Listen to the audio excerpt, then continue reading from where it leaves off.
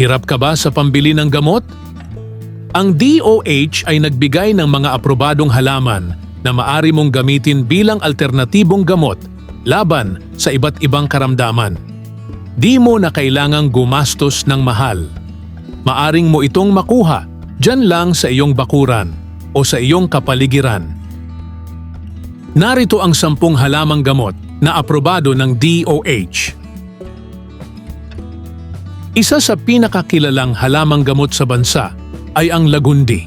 Sa maraming lugar sa Pilipinas, ang lagundi ay madalas gamitin bilang natural na lunas kapag may ubo, sipon, lagnat o kahit hika. Kapag may inuubo sa bahay, isa sa mga unang ginagawa ng matatanda noon ay ang kumuha ng ilang dahon ng lagundi at pakukuluan ito sa tubig. Pagkatapos kumulo at lumabas ang katas ng dahon, iniinom ang pinaglagaan bilang herbal na tsa. Ang simpleng pagpapakulo ng sariwang dahon ay nananatiling isa sa pinakakaraniwang paraan ng paggamit nito. Ang susunod na halamang gamot ay kilala pagdating sa kalusugan ng bato. Ito ay ang sambong. Matagal na itong ginagamit bilang natural diuretic. Ibig sabihin, tumutulong itong magpalabas ng ihi sa katawan. Dahil dito, madalas itong gamitin ng mga taong may problema tulad ng kidney stone, inflammation sa katawan, at hirap sa pag-ihi. Ang karaniwang paraan ng paggamit ng sambong ay pagpapakulo ng mga dahon nito. Ang tubig na pinaglagaan ay iniinom bilang herbal tea. Sa mga lugar na may matagal ng tradisyon ng paggamit ng halamang gamot, ang sambong ay isa sa mga halamang madalas makita sa bakuran. Sumunod ay ang bawang. Isa sa pinakakaraniwang sangkap sa kusina na may kilalang benepisyo sa kalusugan ay ang bawang. Halos araw-araw itong ginagamit sa pagluluto dahil nagbibigay ito ng kakaibang lasa at aroma sa pagkain. Ngunit bukod sa pagiging pampalasa, matagal na rin itong ginagamit sa iba't ibang tradisyonal na paraan ng pangangalaga sa kalusugan.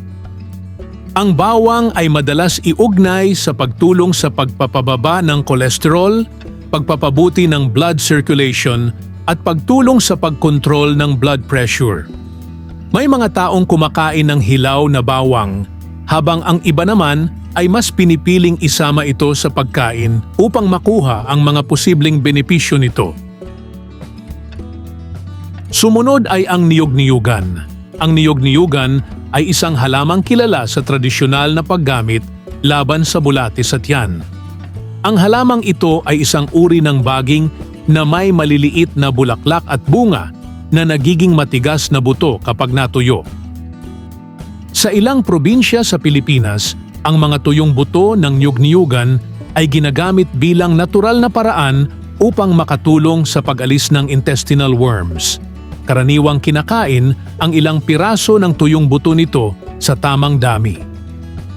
Gayunpaman, mahalagang tandaan na hindi dapat susobrahan ang dami nito dahil maaaring maging matapang ang epekto kapag mali ang paggamit. Dahil dito, ang paggamit ng halamang ito ay karaniwang ginagawa ng may gabay ng mga nakatatanda o mga taong may kaalaman sa tradisyonal na herbal na gamot. Sumunod ay ang ulasimang bato. Ang ulasimang bato, na kilala rin sa pangalang pansit-pansitan, ay isang maliit na halamang madalas tumubo kasama ng mga ligaw na damo.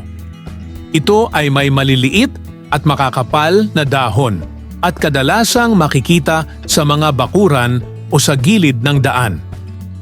Sa tradisyonal na paggamit, ang halamang ito ay kilala sa pagtulong sa pagpapababa ng uric acid sa katawan. Dahil dito, madalas itong gamitin ng mga taong may gout o rayuma. Ang mga dahon nito ay maaaring kainin ng sariwa bilang salad o kaya ay pakuluan upang gawing herbal tea.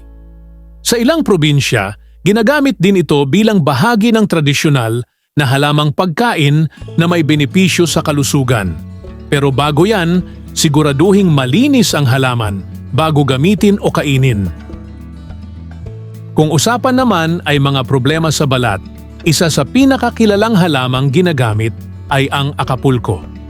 Ang halamang ito ay madaling makilala sa malaoblong nitong dahon at kulay dilaw na bulaklak na halos tumutubo sa tabing ilog. Sa maraming lugar sa bansa, ginagamit ito laban sa iba't ibang fungal infections sa balat, tulad ng buni, alipunga at galis.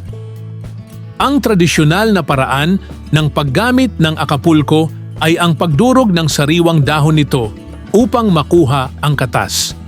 Ang katas na ito ay ipinapahid sa apektadong bahagi ng balat. Sa ibang pagkakataon, pinapakuluan naman ang mga dahon at ang pinaglagaan ay ginagamit na panghugas sa balat. Ito naman ang tsaang gubat. Ang halamang ito ay isang maliit na palumpong na may maliliit at makintab na dahon. Sa maraming lugar sa bansa, ginagamit ito kapag may problema sa tiyan, tulad ng diarrhea, kabag o pananakit ng tiyan. Ang mga dahon nito ay karaniwang pinatutuyo muna bago pakuluan upang gawing herbal tea. Kapag pinakuluan na ang mga dahon, ang tubig na pinaglagaan ay iniinom bilang natural na lunas sa ilang problema sa tiyan.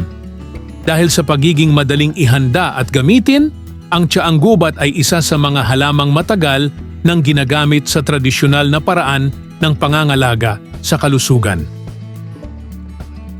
Hindi rin mawawala sa listahang ito ang ampalaya, isang gulay na kilala sa mapait nitong lasa.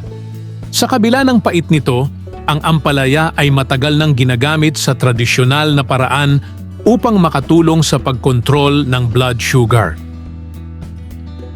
Ang halamang ito ay karaniwang itinatanim sa mga bakuran at madaling makilala dahil sa mga bunga nitong may kulubot na balat. Ang ampalaya ay maaaring kainin bilang gulay, gawing juice o pakuluan ang mga dahon upang gawing herbal na inumin. Maliban sa bunga, ginagamit din ang dahon nito. Sumunod ay ang bayabas. Ito ay isa pang halaman na hindi lamang nagbibigay ng masarap na prutas, kundi may gamit din sa tradisyonal na panggagamot. Ang mga dahon ng bayabas ay matagal nang ginagamit bilang natural na antiseptic. Kapag may sugat, ang karaniwang ginagawa ay magpakulo ng mga dahon nito. Ang tubig na pinaglagaan ay ginagamit na panghugas ng sugat upang makatulong sa paglinis nito. Bukod dito, ginagamit din ang pinaglagaan ng dahon bilang pangmumog kapag may problema sa gilagid, singaw o pananakit ng ngipin.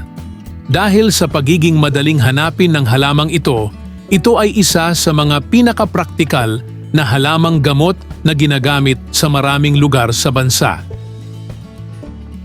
At ang panghuling halamang gamot sa listahan ay ang yerba buena, isang halamang kilala sa preskong amoy ng mga dahon nito. Ito ay madalas gamitin bilang natural na pampawala ng sakit. Sa tradisyonal na paraan ng paggamit, ang mga dahon nito ay pinapakuluan upang gawing tsaa. Iniinom ito laban sa sakit ng ulo, pananakit ng tiyan.